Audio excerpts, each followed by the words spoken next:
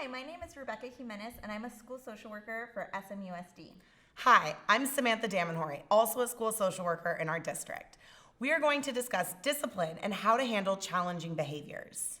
When we need to discipline a child, we need to make sure that we're using that as a teaching tool, not a punishment. In order for discipline to be effective, it has to make your child feel connected, like they belong, not like you want to get rid of them. It needs to be respectful and encouraging. Not only do you as the adult want to be respected, but your child needs to feel like they are and will be respected as well. It can't just be a quick fix to handle the immediate challenging behavior. We need to address the issue in a way that will allow for lasting change. Effective discipline teaches life and social skills, such as problem solving, seeing something from another person's perspective, and empathy. Additionally, we need to have the mentality of taking a step back to better try and understand what might be the cause of the challenging behavior. Think of it this way. Behavior is communication. Your child might not have the skills yet to communicate what is really going on for them. For example, I got into an argument with my best friend today. I'm feeling really upset about that. I just don't want to do my homework right now. I can't even focus on anything other than that argument. Can I have some time to myself? It would be amazing if our kids would say something like that to us, so we know that they just need some space before putting any demands on them. Not only might they not have the skills to communicate that clearly yet, they may not have the awareness to know what has gone wrong and or what they need. That is where we have to be detectives. Understanding the function or the purpose of the behavior doesn't excuse it or it doesn't make it allowable. It just helps us to understand so we can better give them the right tools for next time. As we are disciplining our kids, we also need to role model for them how to keep their emotions in check by doing that ourselves. This can definitely be a challenge. It might require you as the adult to take a moment before setting a consequence. This is important because the consequence should match what your child did.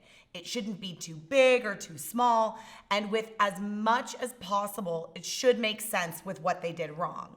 Again, because we are trying to teach here, not just punish. Some common mistakes adults make when disciplining are stacking consequences. You might remind your child to do their chores before any fun activities like being on their phone or playing video games, but then moments later, you find them on their device. You tell them they now have lost their electronic privileges for the rest of the day. At this point, that's an appropriate consequence. But what often happens is your child talks back to you, and that's where adults fall into the trap of stacking consequences. In this scenario, if your child responds to the consequence by saying, "You are so dumb," the adult is now triggered and upset, and instead of taking some space to calm down, he or she sets an additional consequence. Okay, you lost your electronics for tomorrow now too. Of course, now the child gets more upset and maybe curses or throws something. Okay, you've lost everything for the rest of the week. Keep it up. I can do this all day. Ideally, at the point where the child says something disrespectful, you would either use planned ignoring, where you intentionally ignore the comment, or you would say something simple like, "There's no need to be disrespectful. We can talk about that later," and then walk out of the room. The problem with stacking consequences is you're doing it out of anger or frustration instead of being intentional. You get into a power struggle and you likely aren't going to be able to follow through with this consequence because it's too severe or unrealistic. It is important to address the disrespectful behavior, but that can be done later and likely will go over much more smoothly once you and your child are calmer. Another common mistake is that adults will use spanking or hitting as a consequence when their child hits. What kind of sense does that make? What message are we sending kids? That hitting isn't okay, except if I'm the one doing the hitting. This form of punishment instills fear in them and shame. We don't want our kids to feel fearful of us and shamed by us when they do something wrong.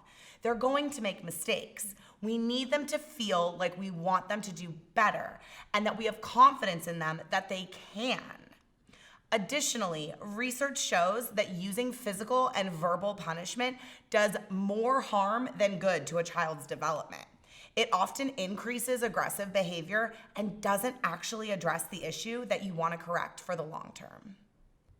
It is extremely important to be clear about what your expectations are. We shouldn't be changing the rules as we go. Of course, you might need to make adjustments, but the idea is that we are predictable and consistent, which allows our kids to trust us. We should not do things like allowing your child to stay up until 9 p.m. with no concern. Then days later, they get in trouble for not being in their room by 7 p.m. There should be a consistent bedtime in this example, so your child knows what the rule is and what the expectations are for your home. Also, it should be clear what the consequence for missing that bedtime is.